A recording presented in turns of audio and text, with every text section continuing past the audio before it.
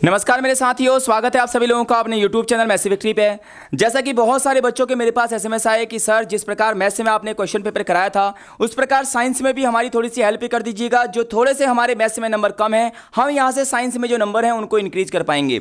मेरे दोस्त, कुछ बच्चे ऐसे थे जो सिर्फ मेरे साथ 1 से 2 दिन से जुड़े हुए थे और कुछ स्टूडेंट ऐसे थे जो लगातार 6 से 7 दिन से जुड़े हुए थे। जो 6 से 7 दिन से स्टूडेंट जुड़े हुए थे उनको तो बिल्कुल हुबहू पेपर एग्जाम के अंदर मिल गया, लेकिन जो 1 से 2 दिन के लिए रुके थे और ऐसे विद्यार्थी जो सिर्फ 4 बजे की क्लास के लिए रुके थे, उनका भैया यहाँ पर थोड़ा सा रिव्यू गंदा आया है। उनको लगा कि 4 बजे मैं आऊँगा और पेपर लीक हो जाएगा और हमने पूरा साल भर नहीं पढ़ा, अब हम एक दिन पढ़ के हम टॉप मार लेंगे। भाई ऐसा आज तक हुआ नहीं, ये मैथ है। मैं स्टार्टिंग से ही बोलता आया था कि सारी क्लासों से जो पेपर है वो बन के आएगा और आपने देखा हुबहू सेट नंबर 2 से तो लगातार 3 क्वेश्चन पूछे गए। भाई ऐसे ही मेरा जो टारगेट रहने वाला है, सबसे पहले मैं आपको पूरी की पूरी साइंस एक बार ओवरव्यू दूंगा और लास्ट के 3 दिन में सारे पेपर आउट करूंगा। ठीक है, पेपर यहीं से बन के आएगा। मैं फिर बोल रहा हूं, पूरी क्लास यहां से देख लो, सारे के सारे चीजें जो हैं तुम्हारी लगाए गए हैं और पढ़ने में तुम्हें बहुत ज्यादा मजा आएगा। भाई तो स्टार्ट करते हैं। आज फिजिक्स का पहला चैप्टर रहने वाला है लाइट। लाइट कहते किसे हैं,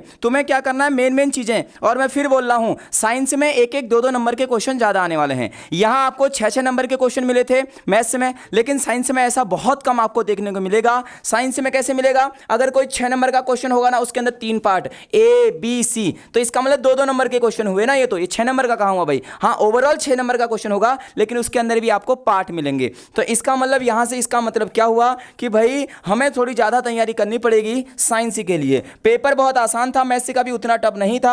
जिसने पढ़ा हुआ होगा उसके लिए सब कुछ आसान है। भैया प्रकाश कहते किसे हैं, प्रकाश ऊर्जा का एक रूप है। बोला light is a form of energy. ये क्या है, एक ऊर्जा है जो हमारे अंदर होती है। ऐसे ही लाइट भी क्या है, एक प्रकार की ऊर्जा है बोल रहा है, जिसकी मदद से हम किसी भी वस्तु को देख पाते हैं। भैया इस ऊर्जा से ही हम क्या करते हैं, वस्तुओं को देख पाते हैं, ऐसा ये बोल रहा है। ठीक है, प्रकाश कहलाता है, जिसे हम क्या बोलते हैं, इट इज कॉल्ड लाइट। भैया क्वेश्चन नंबर 1 बोल देगा प्रकाश किसे कहते हैं। अब फिर तुम कहोगे प्रकाश किसे कहते हैं, वहां डेफिनेशन लिखने लगोगे। तो प्रकाश एक प्रकार की ऊर्जा है। ठीक है, light is a form of energy which the help which we are able to see any object. जिसकी सहायता से हम सारी वस्तुओं को देख सकते हैं, उसे हम लाइट कहते हैं। ठीक है भैया, डेफिनेशन बन सकता है यहां से। प्रकाश के गुण क्या क्या हैं, आखिर इसकी जो प्रॉपर्टीज हैं वह क्या क्या है, हमें देखना है। प्रकाश सरल सीधी रेखा में गमन करता है। Light is an electromagnetic wave. भैया यहां पर लिखा नहीं है, हिंदी में लिख देना। प्रकाश क्या है, एक वैद्युत चुंबकीय तरंग है। लिखो भाई, सब लोग लिखो। क्वेश्चन बोल देगा कि प्रकाश क्या है। प्रकाश एक वैद्युत चुंबकीय तरंग है ना। वैद्युत चुंबकीय इंग्लिश में तो लिख रखा है, वैद्युत चुंबकीय तरंग है। वैद्युत चुंबकीय क्या है, वैद्युत चुंबकीय तरंग है भैया। क्या है, तरंग है। ठीक है, तो यही लिखा है light is the an electromagnetic wave है, तरंग है। तरंग किसे कहते हैं, थोड़ी देर बाद पढ़ेंगे हम भैया, है ना। So it does not require a medium, जिसके लिए किसी भी माध्यम की आवश्यकता नहीं होती है। हालांकि ये थोड़ा सा ऊपर नीचे हो गया भैया, है ना, तो इसके लिए माध्यम की आवश्यकता नहीं होती है। नंबर 1 क्वेश्चन बोलेगा निम्नलिखित में से किसमें माध्यम की आवश्यकता नहीं होती है। तो प्रकाश के लिए किसी भी माध्यम की आवश्यकता नहीं होती है। लिखो भाई, नोट करो, है ना। इसमें क्या होता है, माध्यम की आवश्यकता नहीं होती है। क्या नहीं होती है, माध्यम की आवश्यकता। माध्यम की आवश्यकता, माध्यम की आवश्यकता, माध्यम की आवश्यकता नहीं होती है। अब गुरुजी माध्यम किसे कहते हैं, ध्यान देना, माध्यम किसे कहते हैं मेरे दोस्त। जब हम कहीं भी जाते हैं तो किसी ना किसी के माध्यम से, जैसे ध्यान देना, आप मुझे देख रहे हैं किसके माध्यम से, अपने मोबाइल के माध्यम से देख रहे हैं भाई। ठीक है, तो ऐसे ही माध्यम होता है। तो इसका मतलब क्या है, जैसे हमने कहा मेरी आवाज़, है ना, मेरी आवाज़ आप तक कैसे पहुंच रही है। तो भैया देखो, अगर मेरे सामने कोई बैठा है तो वहां किसके माध्यम से पहुंच रही है, एयर है बीच में। क्या है, एयर। जो ये एयर पार्टिकल है, इसके माध्यम से मेरी आवाज़ पहुंच रही है, तो वहां पर माध्यम की आवश्यकता है। लेकिन ये जो लाइट है, जो लाइट होती है, इसके लिए माध्यम की आवश्यकता नहीं होती है। तो इसका मतलब क्या हुआ, इसके लिए कोई भी माध्यम की आवश्यकता नहीं होती है। ठीक है, तो यही लिखा है, so it does not require a medium for transmission. Transmission के लिए कोई भी माध्यम नहीं चाहिए। प्रकाश वैद्युत चुंबकीय तरंग है, लिख दिया मैंने भैया ऊपर ही, इसलिए इसे संचरण के लिए माध्यम की आवश्यकता नहीं होती है। ध्यान देना, आगे को क्या लिखा है, प्रकाश की चाल निर्वात में सबसे अधिक होती है। भैया प्रकाश की चाल किसमें सबसे अधिक होती है, निर्वात में सबसे ज्यादा होती है, वैक्यूम में सबसे ज्यादा होती है। और कितना होती है, जल्दी से लिखना, 1 नंबर का क्वेश्चन छपेगा। 3 × 10⁸ मीटर पर सेकेंड। भैया 3 × 10⁸ मीटर पर सेकेंड। इसका मतलब अगर तुम 3 के पीछे कितने जीरो लगा दोगे, 8 जीरो भैया। तो इतना ये 1 सेकेंड में चल देती है। 1 सेकेंड में यह 3 लाख किलोमीटर चल देती है मेरे दोस्त। इसका मतलब यह है। आ गई बात समझ में? बात समझ में आ रही होंगी। जो जो इंपॉर्टेंट है उस चीज़ को नोट करते रहना। मैं फिर बोल रहा हूँ, set number 1, set number 2, set number 3 set लेके आऊँगा और उन 3 सेटों में पेपर आउट हो जाएगा। लेकिन आपको पहले चीज़ें भी पता होनी चाहिए, तभी उस सेट को आप कर पाओगे, ये आपको पता होना चाहिए। ठीक है, ठीक है। तो प्रकाश की जो चाल है वो कितनी होती है? 3 × 10⁸ मीटर पर सेकेंड होती है। किसमें भैया? निर्वात में। तो निर्वात में सबसे ज्यादा इसकी चाल होती है। जो जो मैं पॉइंट लिख रहा हूं ना, इनको ही लिखना है। ये नहीं कि आप पूरा थ्योरी उतारते हुए चल रहे हो भाई, पूरा थ्योरी नहीं, मैं शॉर्ट नोट आपको दे रहा हूं इस समय, जो पेपर से पहले पढ़ने चाहिए। ठीक है, हालांकि तुमने पूरे साल भर जो कॉपी बना रखी उससे भी आप पढ़ सकते हो, है ना। अपनी कॉपी खोलिए, उस कॉपी में जो जो चैप्टर है उस चैप्टर के अंदर जो जो मैं चीजें बता रहा हूं उनको ऐड ऑन करते चलिए। ठीक है, नोट करते चलिए, बहुत बेहतरीन नोट्स आपके बन जाएंगे भाई। तो यहां से आपने क्लियर कर लिया होगा कि जो प्रकाश है वो वैद्युत चुंबकीय की तरंग है, यह सरल माध्यम में चलता है, एक सीधे उसमें चलता है, और हमने पढ़ रखा है इसकी निर्वात में चाल 3 × 10⁸ होती है। लिखो, पहला क्वेश्चन आएगा भैया, या तो आएगा प्रकाश का परावर्तन या आएगा प्रकाश का अपवर्तन। मैं ऐसा सोचता हूं कि आना चाहिए भाई, क्योंकि हाईलाइटेड टॉपिक हैं और हर बार पेपरों में पूछे जाते हैं, तो 2 नंबर में तो आना चाहिए। और भगवान मेरी बात सुने तो ये पेपर में आपको दिख सकता है भैया। ठीक है, तो प्रकाश का परावर्तन किसे कहते हैं? ध्यान से देखना भैया, परावर्तन में पूरा ऑपरेशन करूंगा फिजिक्स का। मैथ से भी ज्यादा पढ़ने में मजा आएगा आपको फिजिक्स से मेरे साथ। ठीक है, क्योंकि फिजिक्स एक अलग ही सब्जेक्ट है भाई। जब प्रकाश किरण किसी माध्यम से चलती हुई किसी चमकदार तल पर आपतित होती है तो वह तल से टकराकर उसी माध्यम में वापस लौट जाती है। भैया ये माध्यम लिखना जरूरी है, उसी माध्यम में वापस लौट आती है, यह प्रकाश का परावर्तन कहलाता है। व्हेन अ रे light travelling through a medium falls on a shiny surface. भैया चमकदार सतह जरूर लिखोगे। मैं जो ये ऐसे करता हूं ना, डब्बे जैसे बनाता हूं, ये ऐसे ही नहीं बनाता हूं, मुझे शौक नहीं है कि कहीं कहीं पे मन करा तो बना दिया। तुमने देखा होगा मैथ्स के पेपर में जहां जहां ऐसे बना रखा था वहीं वहीं से क्वेश्चन बन रखा था। मतलब ये एक हाईलाइटेड चीज होती है जो पढ़ने में आपको मदद करती है। ठीक है, तो वही लिख रखा है कि शाइनी सरफेस होना चाहिए। It collide with the surface and return back to same medium. भैया कैसा मीडियम? सेम मीडियम में। This is called reflection of light. भैया रिफ्लेक्शन ऑफ लाइट। यहां पर चित्र बनाया गया है, एक चमकदार सतह है। क्या सतह है? एक चमकदार ये सतह यहां पर बनाया गया है। ठीक है, यह चमकदार सतह। तो यहां से देखो हमने लाइट एंटर करी भैया, एक लाइट आई, और जब लाइट आई इस लाइट रे को बोलते हैं इंसिडेंट रे। आने वाली किरण को बोलते हैं क्या? Incident ray. और हिंदी में तो आसान है, आने वाली किरण को आपतित किरण। कैसी किरण? आपतित किरण। इंपॉर्टेंट है, याद रखना। जब कोई प्रकाश की किरण आती है तथा किसी चमकदार सतह से टकराती है, टकराने के बाद भैया कोलाइड करने के बाद देखो ये ऊपर वाला माध्यम है, उसी माध्यम में वापस लौट जाती है। कहां लौट जाती है? उसी माध्यम में। आपतित, देखो आपतित किरण है, जब कोई प्रकाश की किरण आती है भैया किसी चमकदार सतह से टकराती है, टकराने के बाद उसी माध्यम में वापस लौट जाती है। इसे ही क्या बोलते हैं? प्रकाश का परावर्तन कहते हैं। याद करो, ये प्रकाश की किरण आई, ये चमकदार सतह से टकराई, टकराने के बाद वापस उसी माध्यम में चली गई, जिसे प्रकाश का परावर्तन कहते हैं। समझ में आ गई बात सबको? अब ध्यान देना, आने वाली किरण को बोलते हैं आपतित किरण। क्या बोलते हैं? आ रही है तो आने वाली किरण, आपतित किरण, इंग्लिश में इंसिडेंट रे। और ये किरण जा रही है वापस, इसे परावर्तित किरण बोलते हैं, इसे बोलते हैं रिफ्लेक्टेड रे। इसे क्या बोलते हैं? परावर्तित किरण। परावर्तित किरण बोलते हैं रिफ्लेक्टेड रे। इन दोनों के बीच में ही भैया एक होता है अभिलंब। क्या होता है? अभिलंब। एक सीधी लाइन होती है जिसे हम बोलते हैं अभिलंब। हिंदी में क्या बोलते हैं? अभिलंब। और इंग्लिश में क्या बोलते हैं? नॉर्मल। तो ये अगर आएगा प्रकाश का परावर्तन तो सब लिख सकते हैं भाई। चित्र याद होना चाहिए। चित्र याद क्या करना है? कोई याद करने की चीज नहीं है। जब कोई प्रकाश आ रही है टकरा के वापस चली जा रही है। हमने बचपन में खूब किया है। एक शीशा होता था, वहां से सूरज आता था, बस हम उसको घरों में लगाते रहते थे, एक दूसरे की आंखों में चमकाते रहते थे। तो वही तो है, ये प्रकाश आया, शीशे से टकराया, टकराने के बाद वापस चले गया। ठीक हो गया? तो ये चित्र बनाना ना भूलना मेरे दोस्त। अब ध्यान देना, इसके 2 नियम भी होते हैं, तो ध्यान देना भैया। इंसिडेंट रे और नॉर्मल, आपतित किरण और अभिलंब के बीच में जो एंगल बनता है उसे बोलते हैं एंगल आई। क्या बोलते हैं? आई बोलते हैं आपतन कोण। इंसिडेंट एंगल उसे बोलते हैं आपतन कोण। और भैया जो जाने वाली किरण है और जो अभिलंब है उसके बीच जो एंगल बनता है उसे बोलते हैं एंगल आर। उसे क्या बोलते हैं? एंगल आर कहते हैं। ये तुम्हें पता होना चाहिए। तो जैसे प्रकाश का किसी दर्पण से टकराकर वापस उसी माध्यम में वापस लौट जाना प्रकाश का परावर्तन कहलाता है। बस चित्र बना लो, बाकी तो मैंने लिखा हुआ है, चित्र से ही तुम्हें सब कुछ समझ में आ जाएगा भाई। ठीक है, तो जल्दी से बनाओ इस चित्र को। बताओ इसके कितने नियम हैं, जल्दी बताओ भाई, कितने नियम हैं? 2 नियम हैं। बताओ पहला नियम क्या है? आपतित किरण, परावर्तित किरण, अभिलंब तीनों कहाँ पर होते हैं? एक ही तल में होते हैं। और वैसे अगर एक ही तल की जगह एक ही बिंदु पर होते हैं कहोगे तो और मजा आ जाएगा भाई। ठीक है, हालांकि किताबों में लिखा है एक ही तल में होते हैं, तल तो एक ही हैं, एक तल की जगह एक ही बिंदु लिख दो भैया, एक ही बिंदु है सब जगह। ठीक है, तो अगर तल लिखोगे तो भी सही है। तो यहाँ पर क्या लिखोगे? मेरे साथ साथ लिखना। ठीक है, साथ साथ लिखते रहना, रिविजन हो रहा है पूरा। आपतित किरण, सारे चैप्टर रिविजन करा दूंगा ऐसे ही। आपतित किरण, आपतित किरण, परावर्तित किरण, हाँ हाथों हाथ याद करते रहना। आपतित किरण, परावर्तित किरण, अभिलंब, अभिलंब तीनों एक साथ होते हैं, तीनों एक तल पर होते हैं, तीनों एक तल पर होते हैं मेरे दोस्त। तीनों कहाँ होते हैं? एक तल पर होते हैं। और दूसरा क्या होता था? मैंने बताया एंगल आई और आर दोनों क्या होते हैं? आपस में equal. Angle R equal to angle I, भैया ये पता होना चाहिए। तो angle I equal to angle R, जल्दी से नोट कर लो, इंपॉर्टेंट है प्रकाश का परावर्तन।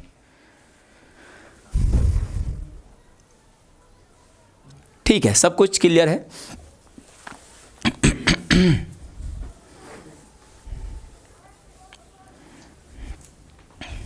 ठीक है, तो भैया नियम लिख सकते हो, कोई बड़ी चीज नहीं है। आपतित किरण, परावर्तित किरण, अभिलंब तीनों एक ही तल पर हैं। और दूसरा बोला एंगल आई और एंगल आर आपस में इक्वल होते हैं। सबका डाउट क्लियर हो गया होगा, कोई ज़्यादा डाउट यहाँ से नहीं रहना चाहिए। ठीक है, तो ये 3 चीज़ों को तो आप लिख सकते हो, कोई बड़े नियम नहीं है। मैं रब कर रहा हूँ, स्क्रीनशॉट ले लेना, नहीं तो आराम से वीडियो रोक लो फिर पढ़ लो। प्रकाश के परावर्तन के नियम भैया मैंने पहले ही बता दिए हैं। पहला नियम क्या कहता है? ध्यान से सुनो, ये लिख लिया है, हमको लिखने की जरूरत नहीं है। तल के अभिलंबोदय आपतित किरण के बीच बना हुआ कोण परावर्तित किरण एवं तल के अभिलंब के बीच बने कोण के बराबर होता है। भैया आपतन कोण बराबर परावर्तन कोण पहले ही पढ़ चुके हैं। एंगल आई और एंगल आर हम पहले से ही पढ़ चुके हैं, दोबारा पढ़ने की जरूरत नहीं है। भैया द्वितीय नियम हमने क्या पढ़ा था? आपतित किरण, अभिलंब तथा परावर्तित किरण तीनों कहाँ होते हैं? एक ही तल पर होते हैं भैया। The incident ray, the normal and the reflected ray और लाई इन द सेम प्लेन। भैया सेम प्लेन लिखा रहता है, मैं फिर बोल रहा हूं, सेम प्लेन लिखा हुआ मिलेगा, है ना। एक ही तल लिखा हुआ मिलता है भैया। क्या मिलता है? एक ही तल। ये पहले वाला ही चित्र है, हमने ये पहले ही पढ़ लिया है, ज़्यादा समय हम नहीं लगाएंगे क्योंकि अभी हमें सब कुछ रिवीजन करना है भैया। एक ही क्लास के अंदर एक एक चैप्टर उड़ाते हुए चलेंगे हम, ठीक है। अब गोली दर्पण किसे कहते हैं? ध्यान देना भैया, ठीक है। स्फेरिकल मिरर किसे कहते हैं? भैया गोली दर्पण के दर्पण है जिसका परावर्तक तल गोली होता है। भैया जिसका परावर्तक तल कैसा होता है? गोली होता है। परावर्तक तल मतलब भैया जहां से लाइट बाउंस होकर बैक आ रही है उसे परावर्तित किरण बोलते हैं, ठीक है। तो यही लिखा गया है। गोली दर्पण 2 प्रकार के होते हैं भैया। टाइप ऑफ स्फेरिकल मिरर कितने प्रकार के होते हैं? 2। एक होता है अवतल दर्पण, एक होता है कॉनकेव मिरर, और दूसरा क्या होता है? उत्तल दर्पण होता है, कॉन्वेक्स मिरर होता है। क्या होता है? कॉन्वेक्स मिरर होता है। 2 प्रकार के होते हैं, लिख लो, यहां से क्वेश्चन बनेगा इसके बाद जो आगे को मैं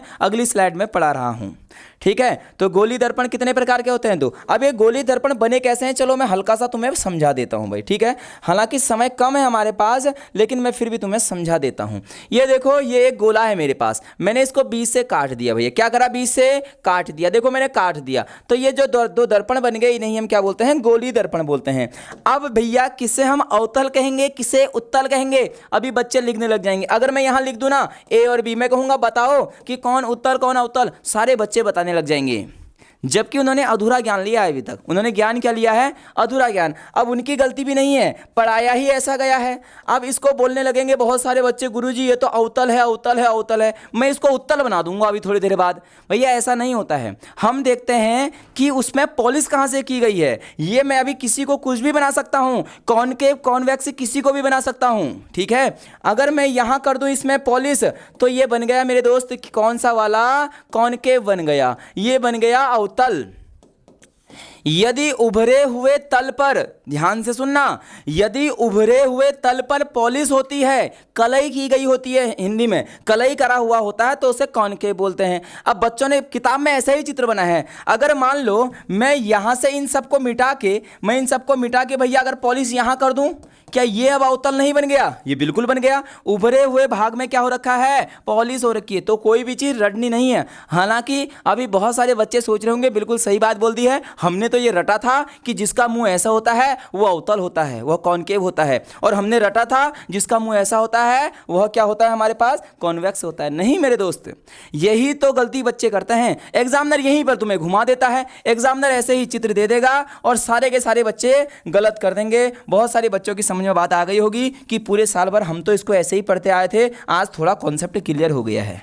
ये लो भैया, एग्जामिनर ने बोल दिया बताओ कौन सा लेंस है। सारे के सारे बच्चे मैं 100% गारंटी दे रहा हूं यह कॉन्वेक्स लेंस मार के आएंगे, लेकिन कॉन्वेक्स लेंस है नहीं। उभरे हुए सिरे पर जब जब पॉलिश होगी मेरे दोस्त, इसे उत्तल बोलते हैं। क्या बोलते हैं इसे? सॉरी, इसे क्या बोलते हैं? अवतल बोलते हैं। इसे बोलते हैं कॉनकेव बोलते हैं। क्या बोलते हैं? कॉनकेव। तो कोई भी चीज रटनी नहीं है। यदि उभरे हुए तल पर कलई हो तो वह अवतल है, और यदि दबे हुए तल पर कलई हो तो वह क्या हो जाएगा? हमारा उत्तल हो जाएगा। क्या हो जाएगा? उत्तल। उत्तल को क्या बोलते हैं?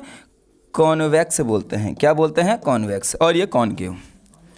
बताओ भाई, मजा आया कि नहीं आया? ये कॉन्सेप्ट समझकर आ गया होगा ना? उभरा और दबा हुआ तल देखना है, बस बात खत्म। तो लिख लो, ठीक है, कॉन्वेक्स और कॉनकेव और कॉन्वेक्स। बस हमें पॉलिश देखना है कहाँ की साइड की। उभरे हुए तल पर पॉलिश होगी तो वो अवतल होगा भैया, कॉनकेव होगा। दबे हुए तल पर अगर अंदर की ओर पॉलिश होगी तो वो क्या कहलाएगा? उत्तल, कॉन्वेक्स कहलाएगा। आगे स्लाइड में बनाया हुआ होगा, ये रहा, देखो ये रहा बनाया हुआ। अब देखो तुम्हारी गलती भी नहीं है, क्या करते हैं कॉन्वेक्स वो बनाते ही ऐसे हैं भाई। ये रहा अंदर की साइड को, देखो पॉलिश ये कर रखी है, पॉलिश देखो, दिख रहा है पॉलिश? अरे ये रहा पॉलिश, देखो ये पॉलिश कर रखी है। तो कौन सा होगा लेंस बताओ? अगर दबे हुए तल में होती तो उत्तल। क्या होता है? उत्तल होता है। तो यहाँ पर उत्तल दर्पण लिखा भी होगा। क्या लिख रखा है? उत्तल लिखा भी है। ये देखो उत्तल गोली दर्पण लिखा हुआ है। ध्यान से देखना। अब मैं फिर गारंटी दे रहा हूं, एक क्वेश्चन 5 नंबर में न्यूमेरिकल 101%, ये लिख के दे रहा हूं, 101% एक न्यूमेरिकल आएगा, न्यूमेरिकल कराऊंगा। एक क्वेश्चन 101% चित्र बनाने को आएगा, 1 या 2 नंबर में। हो सकता है 1 नंबर का है, हो सकता है 2 नंबर का है। तो भैया 101% लिखा है तो लिखा है। बाद में मैं ऐसे कॉपी पेस्ट करके दिखाऊंगा नहीं तुम्हें, जैसे मैथ्स में दिखाया था कि गुरुजी आया पढ़ाया हुआ नहीं आया। ठीक है, तो ध्यान देना। वह गोली दर्पण जिसका परावर्तक पृष्ठ बाहर की ओर वक्रित होता है उत्तल दर्पण कहलाता है। भैया यहां डेफिनेशन लिख दी इसने क्या लिख दी? यहां डेफिनेशन लिख दी है। ध्यान देना भैया, ध्यान देना। वैसे यहां पर कुछ समझाने का है नहीं, अगर अगली स्लाइड में होगा तो वहां मैं समझाऊंगा। हालांकि इसने सीधे प्रतिबिंब बनाना सिखा दिया है। मैं थोड़ा सा ऑपरेशन करूंगा कुछ चीज़ों का, यदि मुझे जगह मिल जाएगी तो, क्योंकि ये चित्र बनाना आएगा पक्का, गारंटी है, 100% आएगा, 101% आएगा। लेकिन मुझे थोड़ा सा जगह अगर मिल जाए, मैं सब चीज़ तुम्हें समझा दूँ एक ही स्लाइड में। चलो यहीं पर समझा देता हूँ, फिर कोई बात नहीं, समझना चीज़ों को, ठीक है। बस एक चित्र समझाऊंगा, दूसरा अपने मन से क्लियर हो जाएगा। एक चीज को समझो भैया, यहां पर बीचों बीच में होता है पोल, इसे बोलते हैं हिंदी में ध्रुव। क्या बोलते हैं? ध्रुव। ध्रुव कहां पर होता है देख लो भैया, यहां पर होता है फोकस। ये क्या है? फोकस है। ये क्या है? फोकस है भैया। फोकस से उस साइड होती है वक्रता केंद्र। वक्रता केंद्र इंग्लिश में इसे क्या बोलते हैं? इस सेंटर ऑफ कर्वेचर, इंग्लिश में बोलते हैं सेंटर ऑफ कर्वेचर। ये क्या है? हमारा फोकस। ये नाभि है। ये क्या है? ध्रुव है, पोल है। इतना ही तुम्हें याद करना है। अब कुछ मैं नियम समझा रहा हूं मेरे दोस्त, याद रखना चित्र बनाने के लिए। सबके सब नोट डाउन करेंगे, ध्यान देना, खाली चित्र को समझेंगे, लिखना कुछ नहीं है। जब भी कोई प्रकाश की किरण, कौन सा लाइन से जल्दी बताओ? उत्तल अवतल? अवतल। कैसा है? अवतल। जब भी कोई प्रकाश की किरण, ये देखो ध्यान देना, ये यहां पर क्या होगा? पोल होगा। और इस ये जो लाइन है इसे बोलते हैं मुख्य अक्ष। इसे क्या बोलते हैं? Principal line. प्रिंसिपल एक्सेस, इसे बोलते हैं मुख्य अक्ष। ठीक हो गया। आप ध्यान देना, ये खाली नियम समझा रहा हूं मैं। जब कोई प्रकाश की किरण, कभी भी चित्र में ध्यान देना, मैं जो जो छोटी छोटी चीजें बता रहा हूं, ये पॉइंट बहुत नोट है तुम्हारे लिए, बहुत इंपॉर्टेंट है। जब भी हम चित्र बनाएंगे तो सी और एफ पहले मत लिखना। मैंने हर बार ऑफलाइन में भी यही बताया, ऑनलाइन में भी यही बता रहा हूं, पहले सी और एफ मत लिखना, गलत हो जाएगा नहीं तो। अभी खाली नियम समझा रहा हूं। जब कोई भी प्रकाश की लाइन, जब भी कोई लाइट रे, जब भी कोई प्रकाश की किरण इस मुख्य अक्ष के समांतर जाती है, इस प्रिंसिपल एक्सिस के पैरेलल जाती है, तो परावर्तन के पश्चात वह फोकस से जाती है। अब यहां पर एफ लिख दो, अब गलत नहीं हो सकता। पता चला तुमने पहले यहां एफ लिख दिया और किरण ऐसे चले गई, अब कैसे करोगे? यहां एफ, यहां पहले लिख दिया है तो चित्र गलत हो जाएगा, तो बाद में नाम लिखना है, याद रखना। तो ध्यान, पहला नियम बताया, जब कोई प्रकाश की किरण मुख्य अक्ष के समांतर जाती है तो परावर्तन के पश्चात वह फोकस से जाती है। जब भी कोई लाइट रे प्रिंसिपल एक्सिस के पैरेलल जाती है, रिफ्लेक्शन के बाद वह फोकस से जाती है। पहला नियम चित्र बनाने का। भैया नंबर फिक्स कर लो, मैं फिर बोल रहा हूं, आएगा 100%। ठीक है। दूसरा याद रखना, दूसरा नियम यहां पर समझा देता हूं। दूसरा नियम इसका उल्टा हो जाएगा। जब भी कोई प्रकाश की किरण फोकस से जाती है, इसका उल्टा। देखो अभी कहां से जा रही थी? पैरेलल जा रही थी, तो कहां से जा रही थी? फोकस से जा रही थी। अब इसका उल्टा, जब भी कोई प्रकाश की किरण कहां से जा रही है? फोकस से जा रही है, तो वह परावर्तन के पश्चात प्रिंसिपल एक्सिस के क्या जाती है? पैरेलल चली जाती है। सेम उसका उल्टा, इस चित्र को पलट दिया है मैंने बस।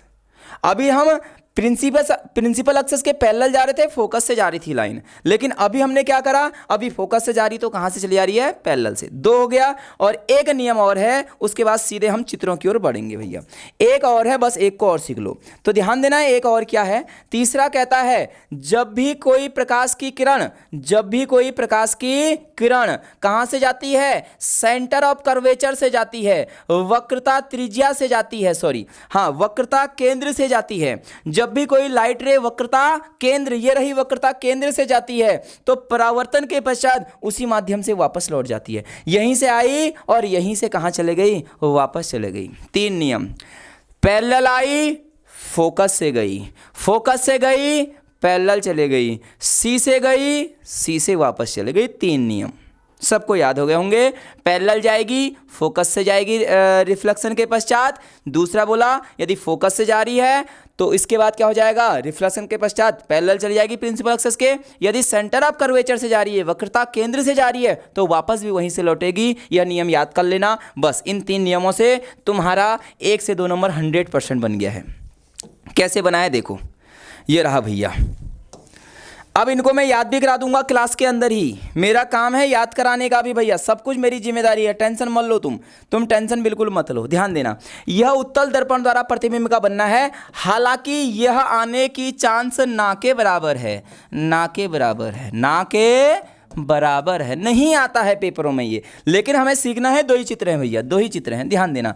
सबसे पहले तो जहां पर भी डॉट डॉट लाइन है तुम्हें दिख जाए, ये समझ लेना, ये आभासी लाइन है। कैसी लाइन है? आभासी लाइन है। हमें आभास हो रहा है, इमेजिनरी लाइन है। हमें सिर्फ आभास होगा, ऐसा एक्चुअल में होगा नहीं। हम सिर्फ ऐसा सोच सकते हैं, लेकिन रियल में ऐसा होगा नहीं, ये याद रखना। ठीक है। तो पहली बात तो ये है, उत्तल दर्पण में 2 के 2 चित्र भैया कैसे हैं? आभासी हैं, याद रख लेना। क्वेश्चन बोलेगा निम्नलिखित में से किसमें आभासी चित्र बनता है, किसमें इमेजिनरी जो ड्रॉ बनता है वो किसमें बनता है? उत्तल में बनता है सर। ठीक है, किसमें बनता है? उत्तल में। अब भैया प्रतिबिंब बनेगा कैसे? भैया जब 2 लाइनें आपस में एक दूसरे को रिफ्लेक्शन के पश्चात काटेंगी। याद रखो मैं क्या क्या बोल रहा हूं। जब कोई 2 लाइनें, जब 2 कोई किरणें, जब कोई 2 रे एक दूसरे को रिफ्लेक्शन के पश्चात काटेंगी, पहले काटने से मतलब नहीं है। जब वो टकराएंगी, टकराने के बाद अगर 2 रे कहीं पर भी मिल रही है, वहां पर इमेज बन जाएगी बस। जैसे यह लाइन कहां से आ रही है? अनंत से। कहां से आ रही है लाइट की रे? अनंत से आ रही है। देखो डॉट डॉट मतलब अनंत से आ रही है। ये 3 की देखो, ये तो प्रिंसिपल एक्सिस है। ये क्या है हमारा? प्रिंसिपल एक्सिस है। ठीक है। अब यहां पर ये रे जा रही है, देखो ये लेंस ऐसा है, यहां इसमें कलई की गई है, देखो अरे कलई की गई है, ये उत्तल है, ये कलई की गई है, पॉलिश की गई है। तो बताओ इसमें परावर्तक पृष्ठ कौन सा होगा? ये वाला होगा। लाइट यहाँ टकराएगी तो ऊपर को चली जाएगी, कहीं को भी जा सकती है क्योंकि वहां तो जाएगी नहीं। उस साइड तो हमने क्या कर रखा है? कलर कर रखा है, कलई की गई है। तो भैया देखो ये क्या है? रिफ्लेक्टिव रे है। ये वाली रे रिफ्लेक्टिव रे है। तो ये लाइट की रे गई और ये यहाँ से वापस आ गई वापस, ये गई, ये वापस आ गई। ये भी लाइट गई और ये क्या आ गई? वापस आ गई। अब इसका मतलब ये कहीं मिलेगी क्या? कहीं नहीं मिल सकती। हमने ऐसा कहा यदि इन दो लाइनों को तुम आगे की ओर इंक्रीज करो तो भैया ये कहीं ना कहीं मिल सकती हैं, कहीं ना कहीं मिल सकती हैं। और अभी थोड़ी देर पहले ही पढ़ रखा है कि जब भी कोई लाइट रे प्रिंसिपल एक्सिस के पैरेलल जाती है तो वह कहाँ से जाती है? फोकस से जाती है। जब कोई लाइट रे प्रिंसिपल एक्सिस के पैरेलल जाती है तो वह कहाँ से जाती है? फोकस से जाती है। दो लाइनें यहाँ पर मिल गई, कहाँ पर? फोकस में। इमेज फॉर्मेशन हो गया। बस वही जो मैंने पढ़ाया था वही चीज़ है। देखो ये प्रिंसिपल एक्सिस है, इसके पैरेलल गई। भैया अब यहाँ को तो जा नहीं सकती तो डॉट डॉट करके बना देता हूँ, लेकिन जाएगी तो कहाँ से? फोकस से। नियम तो नियम है, हालांकि ये जाएगी नहीं, जाएगी कैसे? बैक जाएगी। मैंने कहा ये पैरेलल आई, मैंने बोला इसको फोकस से ले जाओ, कैसे चली जाएगी? ये बैक। तो यहाँ पर चित्र बन जाएगा और जो चित्र बनेगा वो कैसा बनेगा? इमेजनरी। दूसरा चित्र भी बनता है। दूसरी वस्तु को हम कहीं भी रख सकते हैं, कहीं भी। पहली अनंत पर रखी थी, दूसरा कहीं भी रख दो वस्तु। भैया इसमें उत्तल में, हाँ उत्तल में ऐसा नहीं होगा, उत्तल में 6 चित्र बनेंगे, ध्यान देना। ये प्रिंसिपल एक्सिस है। जब कोई लाइट रे प्रिंसिपल एक्सिस के पैरेलल आती है तो कहाँ से जाती है? जल्दी बताओ। फोकस से जाती कि नहीं जाती है? चले गई। दूसरी रे को ले जाना होता है सी से। ये जो लाइन है देखो कहाँ से जा रही है? सेंटर ऑफ कर्वेचर से जा रही है, सी से जा रही है। अब देखो ये दोनों लाइनें आपस में कहाँ पर मिल रखी हैं? यहाँ पर। तो ये इमेज फॉर्मेशन हो गया, यहाँ पर इमेज बन गई। भैया ध्यान देना, वस्तु बड़ी की इमेज बड़ी? वस्तु बड़ी और इमेज कैसी बन रखी है? छोटी। ऑब्जेक्ट बड़ा है और इमेज क्या है? छोटा। तो भैया अब यहीं पर देखो दो ही यहाँ पर चित्र लगे हुए हैं, हिंदी में ही लगे हैं। अब इंग्लिश वालों ऐसा मत कर देना कि इंग्लिश में लगा दो, ठीक है? ये यहाँ पर हिंदी में ही लगा दिया है, एनसीईआरटी से डायरेक्ट उठा के लगा दिया है। तो अब इतना मन लिखने लग जाना कि इंग्लिश में पढ़ाओ, इंग्लिश में पढ़ाओ। बोथ में पढ़ा रहा हूँ, समझा दूंगा दोनों में। अनंत पर रख रखी है, इन्फिनिटी पर रख रखी है, ठीक है? प्रतिबिंब की स्थिति कहाँ पर बनता है? प्रतिबिंब फोकस पर। कहाँ बनता है? अरे कहाँ? उधर की साइड फोकस पर तो बन रखा था पहला वाला, फोकस पर। और दर्पण के उस साइड, फोकस पर दर्पण के पीछे, दर्पण के पीछे की साइड बन रहा है और फोकस पे बन रहा है। एट फोकस लिख देना। अत्यधिक छोटा, एक छोटा सा बिंदु जैसा बना था, ठीक है? बिंदु के साइज का मतलब स्मॉल साइज लिख देना। आभासी है, आभासी मतलब इमेजनरी। सीधा मतलब भैया सीधा मतलब सीधा ही होता है, ठीक है? सीधा मतलब सीधा है। और इंग्लिश में क्या लिख दोगे? सीधा लिख देना। इंग्लिश में क्या लिखोगे? अभी थोड़ी देर बाद याद आ जाएगा, अभी बिल्कुल एकदम भूल रहा हूँ। दूसरा, अनंत तथा दर्पण के बीच कहीं भी रख दो। तो बताओ जो इमेज फॉर्मेशन था, ध्यान देना, ये कहाँ पर बन रहा है? फोकस और पी के बीच में बन रहा है। फोकस और पी के बीच में। देखो पी तथा एफ के बीच में बन रहा है, दर्पण के पीछे ही बन रहा है। आकार छोटा ही है और आभासी और सीधा है, इमेजनरी और वर्टिक्स है, ठीक है? इमेजनरी और वर्टिक्स है, याद आ गया। चलो अब ध्यान देना, अवतल दर्पण ये रहा, यहां से क्वेश्चन आएगा।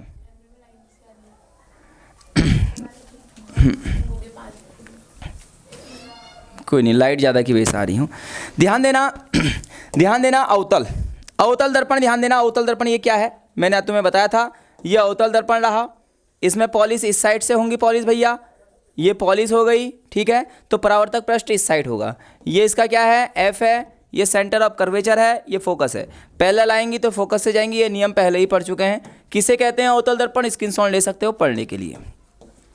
हाँ भैया 6 नियम लिखो। इन 6 में से एक क्वेश्चन 100% छपेगा पेपर में, 100% आएगा एक चित्र। भैया लिख दिया है 100% चित्र एक आएगा।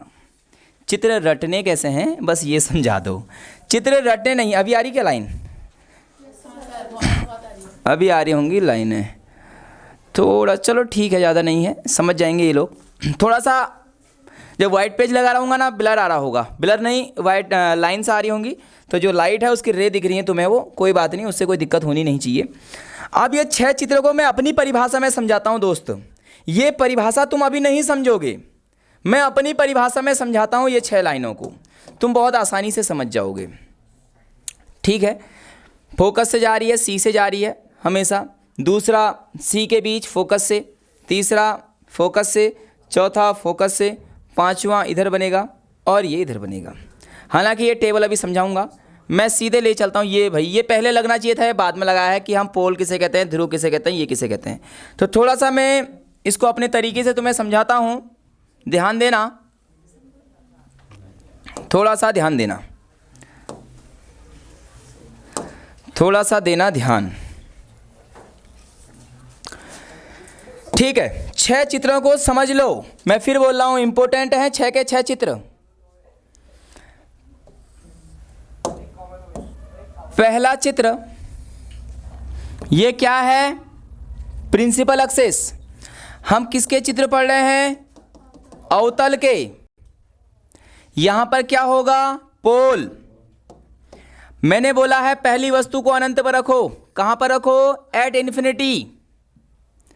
भैया पहली लाइन कहां से आएगी, प्रिंसिपल एक्सिस के पैरेलल। जब प्रिंसिपल एक्सिस के पैरेलल आती तो कहां से लौटती है, फोकस से। कहां से लौटती है, 2 के 2 फोकस से लौटेंगी। यहां पर आप बनाओ एफ, आप बनाओगे एफ, यहां पर आप सी बना दो, कहीं पर भी ये सी हो गया, ये पी हो गया।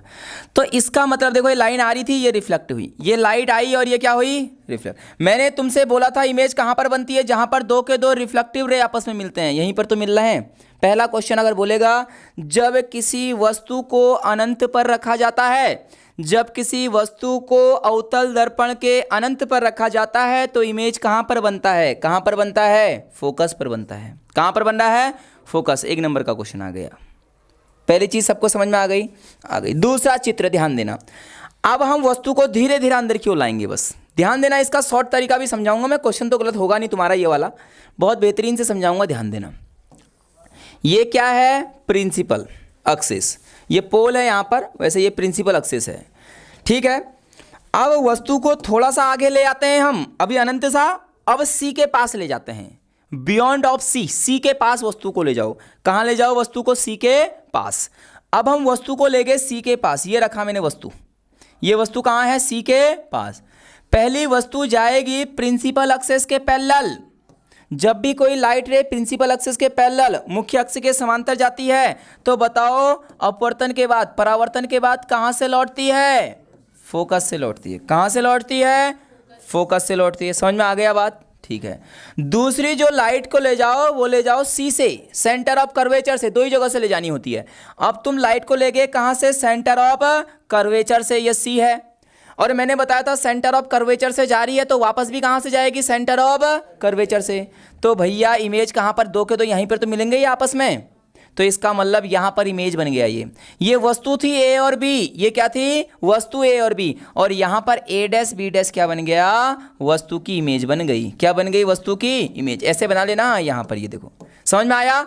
पैरेलल गई तो फोकस से गई, सी से गई, सी से वापस चल गई, जहां पर 2 के 2 मिल गए, इमेज फॉर्मेशन। क्वेश्चन कैसे पूछेगा, जब किसी वस्तु को सी के पास रखा जाता है, सी नहीं बोलेगा, वक्रता केंद्र के पास रखा जाता है। जब किसी वस्तु को सेंटर ऑफ कर्वेचर के पास रखा जाता है तो इमेज फॉर्मेशन कहां पर होता है, कहां पर होता है, सी और एफ के बीच में। बताओ वस्तु छोटी है, इमेज छोटी है, इमेज। तो भैया वस्तु का प्रतिबिंब कैसा बन रहा है, छोटा बन रहा है। कैसा बन रहा है, अब इसमें लिखने की क्या जरूरत है, वस्तु कहां रखी है, ऊपर, लेकिन चित्र कहां बन रहा है, नीचे। तो उल्टा की सीधा, उल्टा चित्र। कैसा है, उल्टा। और ये चित्र रियल में बनना है, डॉट डॉट कहीं नजर नहीं आ रहे हैं, तो ये क्या है, रियल में बनना है। 2 चित्र हो गए, 6 चित्र बताऊंगा, ध्यान से देखना भैया। एक पक्का 100% आएगा, समझ लेना। हो सकता है किसी को ऐसा लग रहा हो कि ये क्या चल रहा है, टॉपर को समझ में आ रहा है कि ये क्या चल रहा है भाई, ठीक है। और बहुत कुछ, अभी तो मैं लास्ट में एक बहुत खतरनाक ट्रिक समझाऊंगा इसकी, जो शायद ही तुमने सीखी होगी भाई, शायद ही मैं बोल रहा हूं, हो सकता है कहीं सीखी हो। अगला, वस्तु अनंत पर थी, सी के पास आई, बियॉन्ड ऑफ सी, अब सी पर रख दो। आप कहां रख दो, सी पर। लो मैंने रख दिया वस्तु को सी पर, ये सी है। तो भाई सबसे पहले कहां से जाएगा, फोकस से जाएगा। कहां से जाएगा, फोकस से। और दूसरा नियम पढ़ा था कि यदि कोई प्रकाश की किरण फोकस से जाती है तो परावर्तन के पश्चात कहां से लौटती है, प्रिंसिपल एक्सिस के पैरेलल। और यही तो पढ़ा था, पैरेलल जाएगी, फोकस से जाएगी, फोकस से जाएगी तो पैरेलल चली जाएगी। भैया 2 के 2 लाइट यहां पर मिल गई, कहां पर, यहां पर। तो इन दोनों को मिला लो। ये ऊपर वाली वस्तु है ए बी, और नीचे वाली इस समय क्या बन गया, इमेज बन गया। तो देखना, ध्यान से देखना, जब वस्तु को वक्रता केंद्र पर रखा जाता है तो वस्तु का आकार क्या होता है, लिखो। मेरे हिसाब से यही वाला पूछ सकता है 1 नंबर में, टिक द करेक्ट में, 1 नंबर में पूछ सकता है भाई, कोई बड़ी बात नहीं है। तो जब वस्तु को सेंटर ऑफ कर्वेचर पर रखा जाता है, वक्रता केंद्र पर रखा जाता है, तो वस्तु का आकार और प्रतिबिंब का आकार बराबर होता है। पहले वस्तु का आकार बिंदु साइज, फिर वस्तु से छोटा, अब वस्तु के क्या आ गया है, बराबर आकार आ गया है। चित्र कहां पर बन रहा है, वहीं पर बन रहा है सी पर। जब वक्रता केंद्र पर रखा गया तो चित्र भी कहां बन रहा है, वक्रता केंद्र पर ही बन रहा है। मेरे हिसाब से तो सबको समझ में आ गया होगा। जो ट्रिक है अभी लास्ट में समझाऊंगा, हाँ, 1-1 नंबर की जो ट्रिक है। अब ध्यान से थोड़ा सा स्पीड बढ़ाऊंगा। अब समझ में आ गया, अब स्पीड बढ़ा सकता हूं मैं, अब मैं स्पीड बढ़ा सकता हूं भाई। अब यहां पर सी लिख देता हूं, एफ अभी भी नहीं लिखूंगा। अब हम क्या रखेंगे, सी और एफ के बीच में रखेंगे। तो भैया ये पैरेलल जाएगी तो कहां से लौटेगी, एफ से जाएगी। ध्यान देना, दूसरी रे कहां से ले जाऊंगा, दूसरी रे को कहां से ले जाऊंगा, सेंटर ऑफ कर्वेचर से। ध्यान देना, तो ये सेंटर ऑफ कर्वेचर, हालांकि थोड़ा सा चित्र ये ऐसे बनेगा, इसको थोड़ा पीछे कर देता हूं मैं, सी को।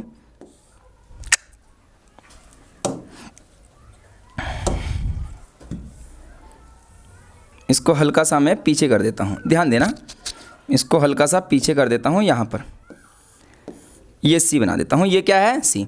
तो ध्यान देना, ये गई रे और रे ऐसे ही वापस आ जाएगी क्योंकि सेंटर से ही जा रही है। तो कहीं ना कहीं आगे जाके ना ये मिल जाएंगे, कहीं ना कहीं आगे जाके क्या होंगे मेरे दोस्त, मिल जाएंगे, ऐसे आगे जाके ये मिल जाएंगे। तो यहाँ पर इमेज फॉर्मेशन हो जाएगा, यहाँ पर क्या हो जाएगा, इमेज फॉर्मेशन हो जाएगा। लो मैं इसको हल्का सा बड़ा ही देता हूँ भाई, हमारे पास सुविधा है तो बड़ा देता हूँ। लो यहाँ पर ये मिल गए, देखो कहाँ पर मिल गए, यहाँ पर। अब बताना, देखो क्वेश्चन पूछेगा, जब किसी वस्तु को सेंटर ऑफ कर्वेचर और फोकस के बीच में रखा जाता है तो भैया वस्तु का आकार छोटा होता है कि बड़ा होता है, बड़ा। वस्तु देखो छोटी दिख रही होगी तुम्हें, लेकिन इसका आकार क्या है इस समय, बड़ा है। और कहाँ पर बन रहा है, बियॉन्ड ऑफ सी, सी के पीछे। अब देखो तुम्हें एक चीज समझाता हूं, जैसे जैसे वस्तु आगे की ओर आ रही है वैसे वैसे इमेज पीछे की ओर जा रही है। जैसे जैसे वस्तु आगे आ रही है इमेज का साइज वैसे वैसे बढ़ता जा रहा है। ठीक हो गया। 5वां चित्र, 2 और हैं, फिर सबको एक साथ समझा दूंगा, ध्यान देना। 2 चित्र और हैं। अब बताओ वस्तु को कहां पर रखूंगा, अब क्या कौन सी जगह आ गई, सी और एफ के बीच में रख दिया। अब कहां पर आएगी वस्तु, एफ पर। अब वस्तु कहाँ आ गई, एफ पर। तो कहाँ से जाएगी, एफ से ही जाएगी। कहाँ से जाएगी, एफ से ही जाएगी। ये एफ है, यही वस्तु ए और बी डैश। तो ध्यान देना, ये वस्तु है। बताओ दूसरी वस्तु कहाँ से जाएगी, सी से जाएगी। कहाँ से जाएगी, सी। तो देखो ये लाइन तुम्हें पैरेलल लाइन दिख रही होंगी। कैसी लाइनें दिख रही हैं, पैरेलल, समांतर लाइन। तो ये अनंत पर जाके मिलेंगी। कहाँ पर जाके मिलेंगी, अनंत पर, क्योंकि ये समांतर हो गई हैं। कैसी हो गई हैं, ये समांतर हो गई। बस एक लास्ट चित्र है, ये बना लेना है ऐसे। एक लास्ट चित्र है जो सबसे अलग है इन सबसे, जो इन सबसे अलग है। अब वस्तु कहाँ रखेंगे बता दो। ये एफ हो गया, ये सी। ये सब बराबर दूरी पर होते हैं। जब चित्र बनाओगे ये सब बराबर दूरी पर लिखोगे, एफ और सी लगभग बराबर दूरी पर लिखने की कोशिश करना। वैसे बताओ अब वस्तु को कहाँ रखें, एफ पर तो रख दिया, पी और एफ के बीच में। अब मैंने ऐसे इसको करा, देखो अब कोई भी जो प्रतिबिंब है वो अपने आप को नहीं काट सकती है, याद रखना। तो ये चित्र गलत हो जाएगा। ये चित्र क्या हो जाएगा, गलत। तो यहाँ पर क्या होता है, ये लाइट ऐसे जाती है और ऐसे निकल जाती है। ठीक है। और दूसरी लाइट तो ये यहाँ को तो मिलेगी नहीं, आई और आर बन जाएगा। ये हम कहीं इस साइड ले जाएंगे इसे। और जो दूसरी लाइट होती है ये बहुत दूर तो नहीं हो गया कहीं, सी और एफ, सी और एफ। 1 मिनट, थोड़ा सा वेट करेंगे, कुछ डाउट सा लग रहा है। हाँ सी से ही जाएगा ना, ठीक है, सी से ही जाएगा, बिल्कुल सी से जाएगा। सही बन रहा है एकदम, सी से ही जाता है। थोड़ा डाउट बन रहा था, डाउट क्लियर हो गया है, ध्यान देना। तो ये भैया एक तो अब एफ से तो जा नहीं सकती है, बात खत्म। तो दूसरा कहाँ से जाएगी, सी से। क्या हो रहा है ऐसा, अच्छा ठीक है। कहाँ से जाएगी, ये वस्तु है, कहाँ से जाएगी, ये सी से। तो भैया ये सी से जाएगी तो सी से ही लौट जाएगी नीचे को। हालांकि ये 2 रे कभी मिल सकती हैं, नहीं मिलेंगी, लेकिन इसको आगे की ओर कर दूं तो ये कहीं ना कहीं मिल जाएंगी। तो ये आभासी है। कैसा हो रहा है हमें? देखो, क्योंकि यहाँ तो पॉलिश कर रखी है, उस साइड इमेज तो बन नहीं सकता है, लेकिन हमने मान लिया ऐसा आभास हो रहा है। तो वस्तु बोलेगा जब वस्तु को F और P के बीच रखा जाता है तो इमेज का आकार बताओ, प्रतिबिंब का आकार बड़ा है कि छोटा है? बड़ा है। देखो, वस्तु इतनी है, इमेज इतनी बड़ी है, और ये आभासी है। ये 6 में से एक चित्र आएगा। अब ट्रिक समझ लो। चलो चलते हैं सीधे वहां। और अब देखो हमें याद कैसे करना है भाई। मेन चीज है याद करना। मेन चीज क्या है? याद करना है। ध्यान देना, याद कराने का तरीका मेरा, याद कराने का तरीका देखो भाई, याद कराने का तरीका देखना। 6 के 6 चित्र यहीं पर बनाऊंगा। वस्तु कहां पर रखा है? अनंत पर। कहां पर रखा है? ध्यान देना। हाँ, ये तरीका 1-1 नंबर का क्वेश्चन मिनटों में उड़ा दोगे। अनंत पर। इमेज फॉर्मेशन कहां पर है? इमेज फॉर्मेशन कहां पर है? एफ पर। पहला एफ पर बनता है, पहली लाइन याद करनी है। कहां पर बनता है? एफ पर। दूसरा बियॉन्ड ऑफ सी, सी के पास, सी के पास। तो इमेज एफ और सी के बीच में। इसके बाद अगली वस्तु को कहां रख दूंगा? सी पर। कहां रखूंगा? सी पर। इमेज फॉर्मेशन भी कहां होगा? सी पर। ठीक है, इसको थोड़ा सा इधर कर देता हूं मैं। ये बहुत दूर बन गया है एफ बहुत दूर बन गया भाई, इतना दूर नहीं करता हूं इसको। एफ यहाँ पर। पहला इमेज यहाँ पर था, दूसरा इमेज कौन सी पेन से था? पीली पेन से था। ये रहा दूसरा इमेज। तीसरा ये रहा। ध्यान देना, ये धीरे धीरे आगे बढ़ रहा है, ये धीरे धीरे इधर की ओर बढ़ेगा। अगला चित्र ध्यान देना, वस्तु को कहां पर रख दूं? सी और एफ के बीच में। इमेज कहां बनेगा? बियॉन्ड ऑफ सी। अगली वस्तु को कहां पर रख दूंगा? जल्दी से बता दो। एफ पर। इमेज फॉर्मेशन अनंत पर। एक लास्ट चित्र है, उसको याद कर लेना। जब एफ और पी के बीच बनाया जाता है तो चित्र ये बनता है। क्या बनता है? चित्र ये बनता है। तो ध्यान दो, अब एक बार याद करने का तरीका। जब वस्तु को अनंत पर रखा जाता है तो इमेज फॉर्मेशन कहां पर बनता है? एफ पर। वस्तु का आकार ये प्रतिबिंब बिंदु साइज का है। ठीक हो गया। जब वस्तु को बियॉन्ड ऑफ सी, सी के परे रखे जाता है तो चित्र कहां पर बनता है? सी और एफ के बीच में। वस्तु से छोटा। और कैसे बनने हैं सारे चित्र? नीचे की साइड। तो क्या हो जाएगा? उल्टा बनना है। ध्यान देना अगला, जब वस्तु को सी पर रखा जाता है तो इमेज फॉर्मेशन कहां पर बनता है? सी पर। वस्तु के बराबर। और कैसा है? उल्टा। जब वस्तु को सी और एफ के बीच में रखा जाता है तो इमेज फॉर्मेशन कहां पर बनता है? बियॉन्ड ऑफ सी। वस्तु के आकार से बड़ा। और कैसा है? उल्टा है। जब वस्तु को एफ पर रखा जाता है तो इमेज फॉर्मेशन कहां बनता है? अनंत पर। उल्टा है। और क्या है? रियल है। और एक चित्र याद करना, जब पी और एफ के बीच बनता है तो यह आभासी बनता है और वस्तु से बड़ा बनता है। अब देख लो, अगर इतना बेहतरीन तुम्हें किसी ने समझाया हो तो बता दो भाई, कमेंट में लिख दो। हमें इस कोचिंग में ऐसा पढ़ाया गया था।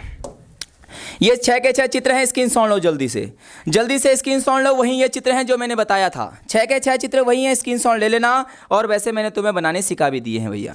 ध्यान देना, ये वही टेबल है जो मैंने बताई थी। जब वस्तु को अनंत पर रखा जाता है, जल्दी बताओ चित्र कहाँ बनता है? फोकस पर। अत्यधिक छोटा, बिंदु साइज वास्तविक और नीचे उल्टा। सी पर रखेंगे तो एफ और सी के बीच। छोटा आकार वास्तविक तथा उल्टा। जब सी पर रखते हैं प्रतिबिंब कहाँ बनता है? सी पर। समान साइज का बनता है वास्तविक और उल्टा। सी तथा एफ के बीच में सी के परे। विवर्धित मतलब बड़ा, वास्तविक और उल्टा। जब एफ पर रखा जाता है तो कहां बनता है? अनंत। अत्यधिक विवर्धित मतलब बहुत बड़ा, और वास्तविक और उल्टा। मैंने बोला एक याद कर लेना, याद करने वाला है एफ तथा पी के बीच बनता है तो दर्पण के कहां बनना था? पीछे बनना था। दर्पण के पीछे। और वस्तु से बड़ा बन रहा था और आभासी था, सिर्फ हमें आभास हो रहा था। क्या हो रहा था? आभास। ठीक है, तो आगे की क्लास हम कंटिन्यू करेंगे अगले वाले उस पर। हो सकता है कि मैं शाम को या कल सुबह फिर से लाइव आ जाऊं और ये सब बता दूं। ये तो कुछ है नहीं बताने वाला, क्योंकि इसमें कुछ कॉन्सेप्ट और बचे हुए हैं मेरे दोस्त, क्योंकि बहुत सारे कॉन्सेप्ट इसमें बचे हैं। अभी लेंस का कॉन्सेप्ट बचा है, यही 6 के 6 चित्र मैं वहां भी रटा दूंगा। अब तुमको ये याद हो गए होंगे तो वो भी याद हो जाएंगे। ठीक है, ये पहली क्लास थी, थोड़ा सा छोटा क्लास को रख रहा हूँ, लेकिन अब रेगुलर में आ गया हूँ तो रेगुलर तरीके से आपको पढ़ाऊंगा। और पढ़ाने का तरीका पता चल गया होगा कि फिजिक्स तो मैथ्स से भी ज़्यादा मजा आने वाला है तुमको पढ़ने में। तुम्हारे कॉन्सेप्ट क्लियर होंगे, लेकिन ऐसे ऐसे कॉन्सेप्ट और सिखा जाऊंगा, बोलोगे वाह भाई क्या मजा आ गया। मिलता हूं अगली वीडियो में। दोस्तों के साथ वीडियो शेयर नहीं की है तो अब तो कर दो भाई। कल मैथ का पेपर देख लिया है, कहां से आया था, क्या आया था, तो शेयर करना क्यों भूल जाते हो? यदि नहीं भूलते हो तो कर दो, भूल जाते हो तो भी कर दो भाई। ठीक है, मिलूंगा अगली क्लास में। तब तक के लिए जय हिंद, जय भारत,